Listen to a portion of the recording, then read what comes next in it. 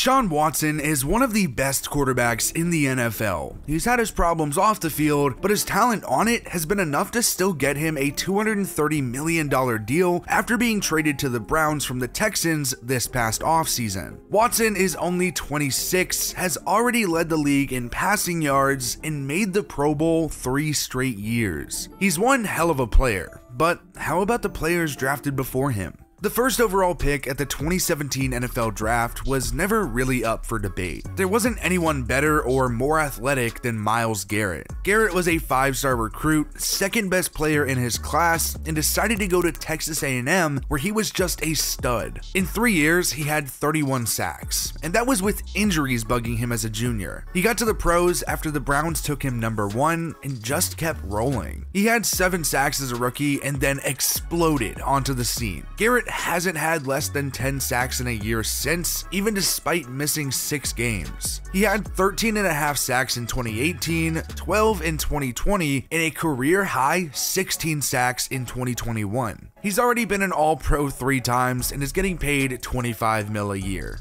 So yeah, we're going to be watching him dominate for years to come. We will not, however, be watching Mitch Trubisky dominate for years to come. In fact, we'll probably just watch him on the bench. He was a 4-star recruit and landed at North Carolina, where he didn't really play until 2016. But when he did, he dominated. He had over 3,700 yards and 30 touchdowns to 6 interceptions. It was enough for the Bears to take him 2nd overall. But now we know how Mitch Trubisky turned out. Not great. After a shaky rookie year in Chicago, Trubisky actually had a good sophomore season, even making the Pro Bowl after he threw for double the number of touchdowns to interceptions and went 11-3. Safe to say that was really the peak of his career. He hasn't thrown even 20 touchdowns in a single season since, and the Bears declined his 5th-year option. Trubisky became a free agent and spent a year in Buffalo before this offseason he signed with the Steelers, who, of course, just drafted Kenny Pickett. Mitch Trubisky at this point in his career is a verified bust. And the same can be said about the guy the 49ers took with the next pick,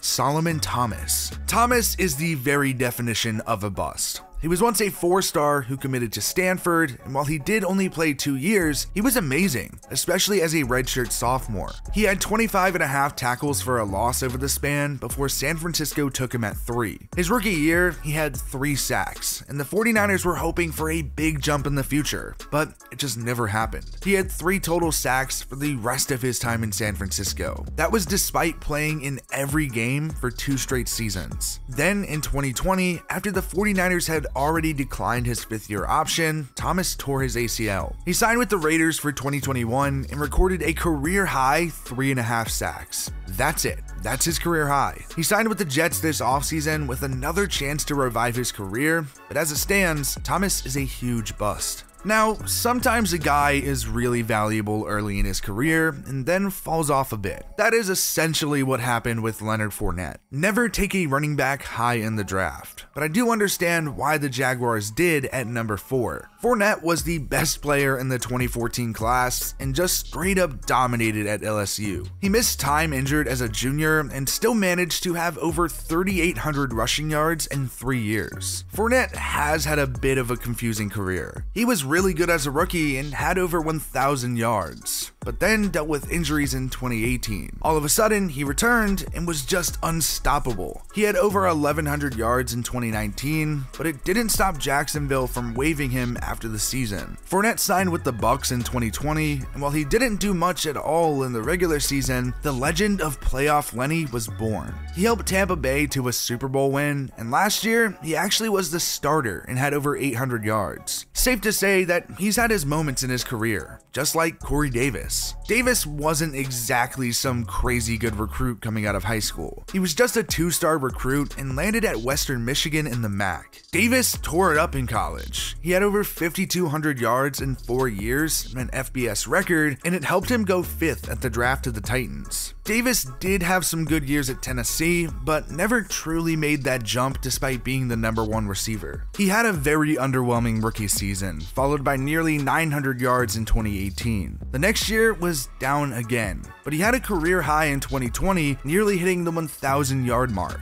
It was great timing for Davis. It earned him a 3-year, $37.5 million deal with the Jets. Unfortunately, his last season was headlined by having to undergo core muscle surgery. But he'll be back for 2022, and it's starting to feel like the Jets might at least be okay. Maybe. Speaking of the Jets, they had the 6th pick at the draft and picked one of, if not the best player they've had in a decade, Jamal Adams. He was about what LSU had expected, an absolute stud safety who lived up to his 5-star rating. Adams left college after 3 years and immediately stepped into a starting role as a rookie in New York. He played pretty well in year 1, had 2 sacks and defended 6 passes, but oh man, he was about to explode and implement himself as one of the best safeties in the league in 2018. He had 115 tackles, 3.5 sacks, defended 12 passes, and managed to force 3 fumbles. Adams was named an All-Pro and made the Pro Bowl, a feat he'd accomplished for 3 straight seasons. In 2019, he had 6.5 sacks, defended 7 passes, and then in 2020 had an NFL safety record 9.5 sacks, but it didn't come in New York. Actually, the Jets traded him and a 4th rounder to the Seahawks for Bradley McDougald, 2 firsts and a 3rd. Adams signed the biggest safety contract in NFL history ahead of 2021 and had 2 picks on the year. The Chargers used the 7th selection on a wide receiver, Mike Williams. Williams was a 4-star recruit who landed at Clemson where, well, he exploded onto the scene as a sophomore with over 1,000 yards. His draft stock was really hard to gauge because he did miss almost all of the 2015 season with a fractured bone in his neck, but did return to record over 1,300 yards and win a national championship. Williams was pretty disappointing in his first year in the league, recording less than 100 yards.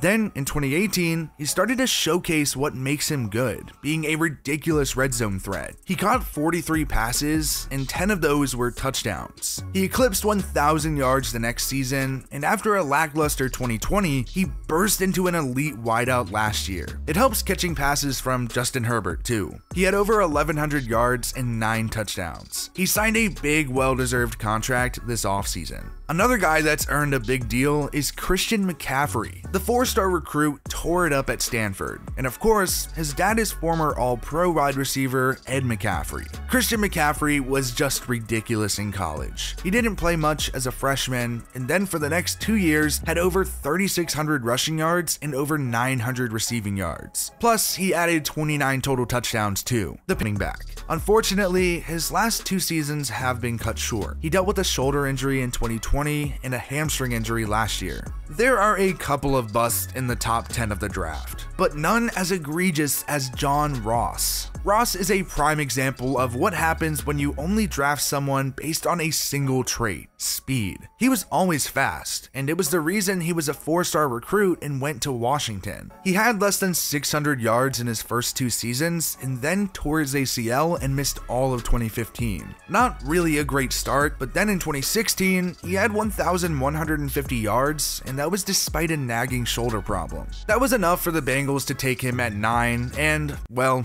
he sucked. And after a lackluster year with the Giants last season, he is currently a free agent. Ross isn't really a big name, but perhaps you've heard of the guy drafted 1 pick after him, Patrick Mahomes. The 3-star kid that decided to commit to Texas Tech actually ended up getting the opportunity to start a bit into his freshman year and dominated for the next 2 seasons before he made the jump to the pros, where the Chiefs decided to trade up to the number 10 pick to get the gunslinger. And turns out, it was a pretty good call. As we all know, Kansas City made Mahomes sit for his rookie season to try to learn from Alex Smith before Mahomes got the starting gig in 2018. And it was pretty good, like 50 touchdowns and an MVP type of good. Then the next season, he was still good. And oh yeah, he won a Super Bowl. In the last 2 seasons combined, Mahomes has almost 10,000 yards and nearly 80 touchdowns. So yeah, I'd say he's pretty damn good, and will likely continue to be one of the best players in the NFL for years to come. Mahomes makes a lot of money, and now the guy taken after him does too, Marshon Lattimore.